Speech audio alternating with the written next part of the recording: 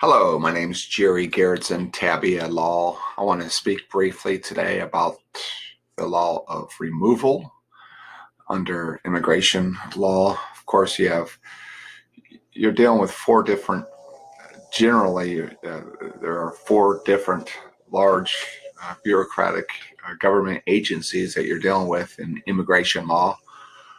The big one is Department of Homeland Security, DHS, and under them is the USCIS, United States Citizenship and Immigration Service, and that is familiar. A lot of people are familiar with them because that's where they're getting their green cards.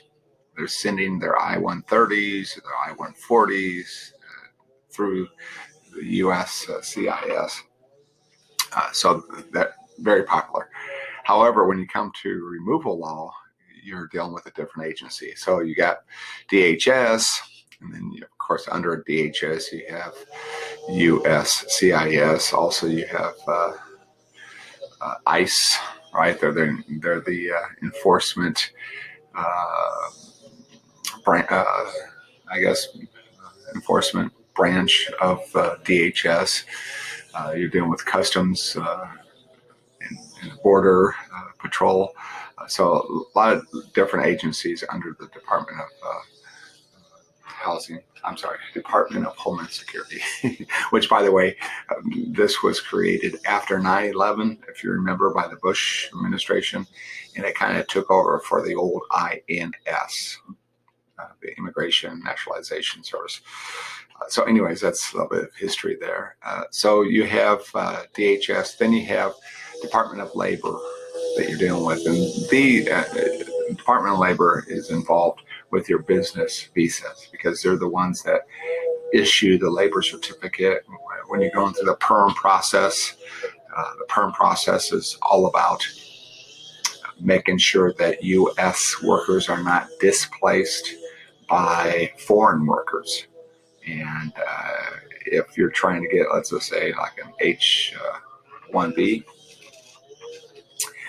you're not going to be able, or an L1 or B1, any of these, or E1, you're not going to be able to, you need a labor certificate. If you're not going to get a labor certificate unless you can prove that by hiring this foreign beneficiary, this foreign worker that you want to hire, by hiring them, you are not going to displace an American worker. So that's the whole idea behind, of course, you can see the policy. We don't want to be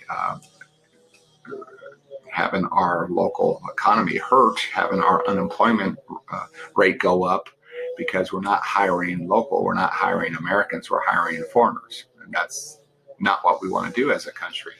That's harmful to our country. So that's why we have the perm process, the labor certificate under the Labor Department set up. That's the reason for that. But those are for business visas. Also, number 3, you have the Department of State. And the Department of State gets involved when you have people, obviously, from different countries going to our embassies, going to our consulates, and doing what you call consular processing to get their green cards before they even come to the country, or their visas. And so you have the Department of State involved because of course, this is the department that handles foreign relations. And you have Americans in a consulate or an embassy. So you have Americans in foreign lands, right? Let's just take example, our embassy in Tijuana, Mexico. Those are Americans that are inside of Mexico. So that's why you have the Department of State involved. And then lastly, you have the Department of Justice. And the reason you have the Department of Justice is when there are situations where beneficiaries are suing, or the government's suing, or the government's actually enforcing immigration law, like deportation or removal.